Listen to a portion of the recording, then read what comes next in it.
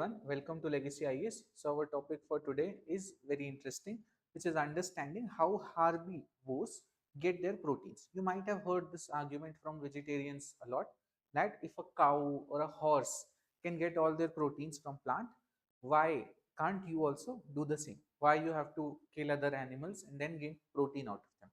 Okay, so we'll be understanding how all these herbivores are getting their proteins. Okay, so there are two different kinds of herbivores that we have to study. They have different patterns, and then we'll also understand how are they different from humans. Okay, now let's get started. First kind is called ruminants. Okay, now what are these? So ruminants, examples of this are cow, goat, sheep, all these animals that you might have seen that once they have eaten a lot of grass or whatever, then they bring that grass back in their mouth and you can see them chewing it again. Correct? Now, the other category is called hind gut fermenters. Hind gut fermenters are basically just opposite of this. These are foregut gut fermenters. So basically foregut means what? If you have a gut means the digestive part. Foregut means the initial part of the gut is digesting most of the things. That is called a ruminant. In these cases, the later part of the gut is digesting the cellulose or plant matter. This is found in horse, rhinos, rabbits, all these. For example, horse is always given as an example because it is a very strong animal, correct? It has a great muscular body, and so basically he is getting enough of his protein, but of course it's a vegetarian animal, correct? Now, so we'll understand both of them. Let's get started. So first thing is understanding for this cow, which is called a ruminant. Now, why they are called a ruminant is because of this part, an organ that you have here called rumen. Now, what these ruminants have is they have a four-chambered heart. They have a four-chambered heart. Now, what happens? Anything that this cow eats first goes into this rumen. Now, what happens here? So, rumen has a lot of different bacteria. Okay, so it has a massive amount of bacteria. Now, what happens?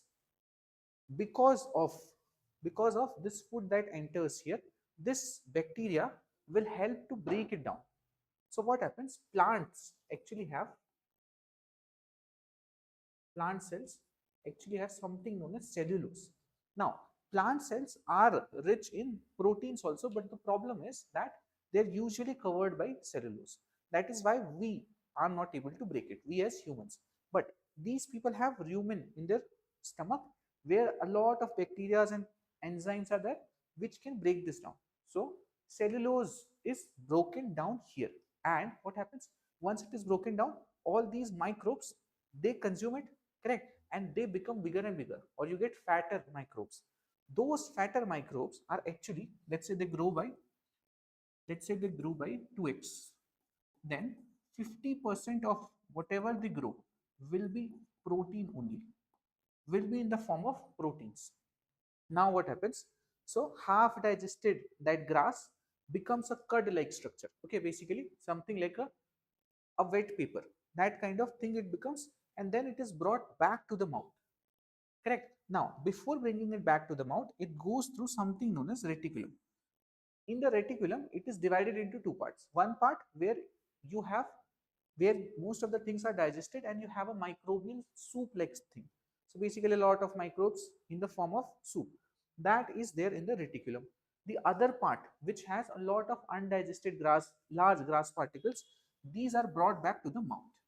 In the mouth, then this cow starts to chew it again. You might have seen this cow, that cows are sitting on the road and they are chewing like this. This is what they are doing. So then they will break it down further, then it will be brought here. There are two other parts to the stomach, obesum and abosum. So basically in these two parts, what happens here, most of the water and all the things are absorbed here. What you have here is abomasum, which is the true stomach. So finally, after traveling all this route, that is from rumen to reticulum to omesum, finally it gets to the true stomach. Now, true stomach is like our stomach, which has HCl and lot of different acids and enzymes which can break down all the food, whatever energy it can get out of it, correct? Fatties, okay, or any kind of carbs, everything it will get out of it. Then it goes through the small intestine, large intestine, and then it is thrown out of their bodies. Correct? Now, this is what differentiates them. So most of the protein that actually cow also get is not from the grass. Of course, it is constantly taking grass. So small amount of protein that the plants have in them, that is absorbed by it. But a large part of protein for the cow also comes from these digesting these microbes itself. So what it does, it digests these microbes which are largely made up of proteins. So actually this is like a microbial factory. You had small amount of, this cow had small amount of microbes. Every time it eats, it makes bigger and bigger microbes which are mainly protein, and then it digests these microbes in this microbial soup to get its protein.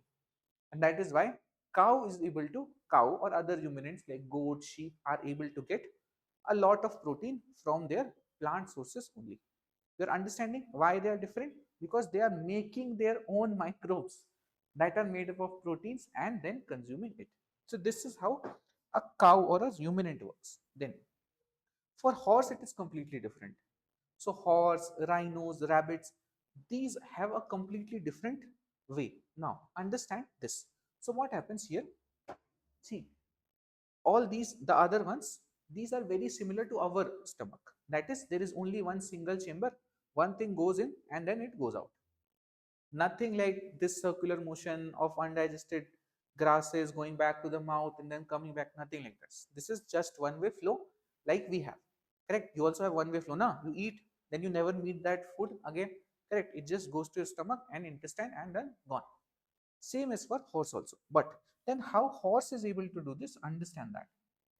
So what is done here? Horse takes in all the food that is there. It is constantly eating grass. Now, after this, it goes to its foregut section where there is very small amount of some amount of digestion happens. Then there is stomach. Stomach is where all the acids and enzymes will break down the food. This is same like the humans. Now, the difference occurs actually here.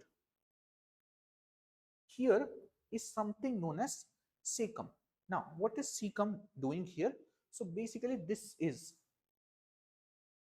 the part where a lot of fermentation happens. This is the primary fermentation chamber. Now, what happens when all the plant particles, all the plant cells, everything is collected here? This horse and rhinos have a very large cecum. Now, in this cecum, fermentation happens. Okay, because of fermentation, they can break down the cellulose in the plant. So cellulose in the plant can be broken down, and the small amounts of protein that plant have, that they are able to absorb. Understood?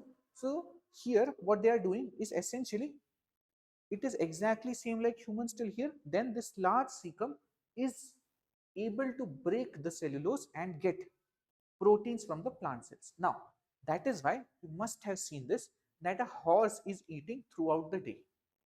All the waking hours a horse has to eat. So it eats for 15-17 hours. It is constantly taking in grass. Why? Because it does not have that microbe factory that the cow had. So it has to get it from the pure plant only, pure plant protein only. So for that, what it does, it plays the volume game. That is, I will eat, let's say 10 pounds of grass. Now, if I eat 10 pounds of grass, now out of that, I can get enough protein out of it. That is why a horse is always eating. Even if you have sat on a tanga or something, a horse cart. So what you have seen, that whenever the cart stops, he immediately puts something in front of him to eat, because these are constant eaters. So they are eating constantly, and this is the differentiating part. Because they have a large cecum, they are able to break the cellulose and get more proteins out of plant.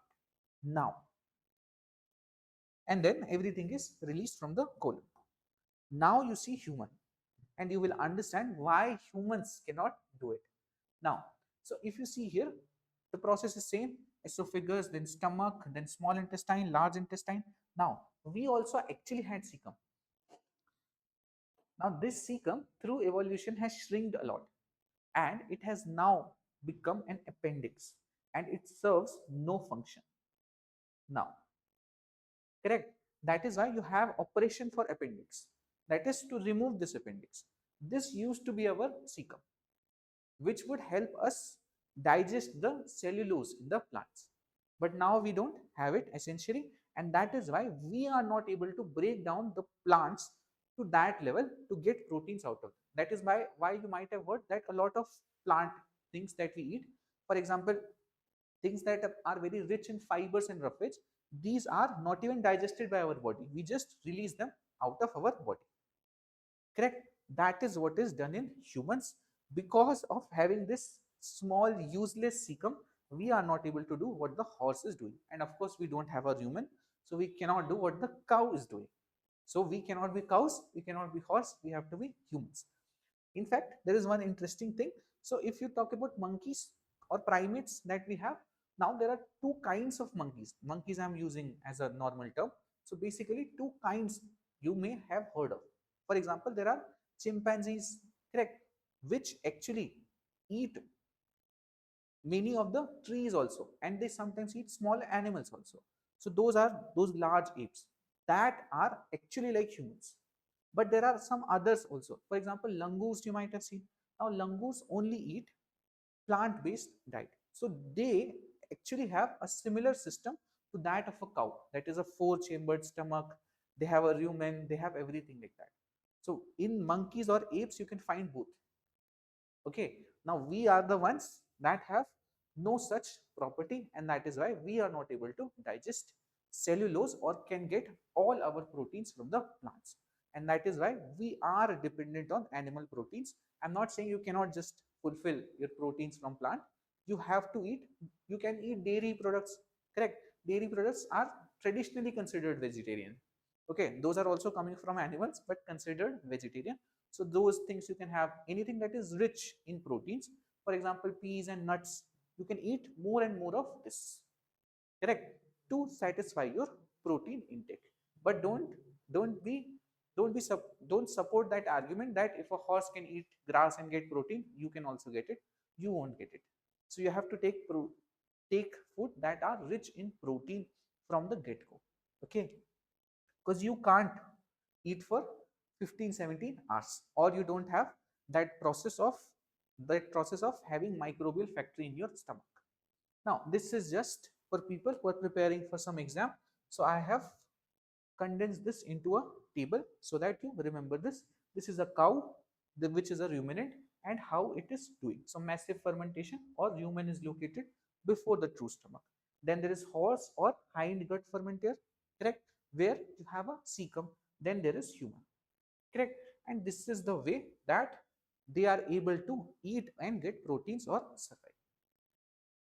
That's it. Thank you.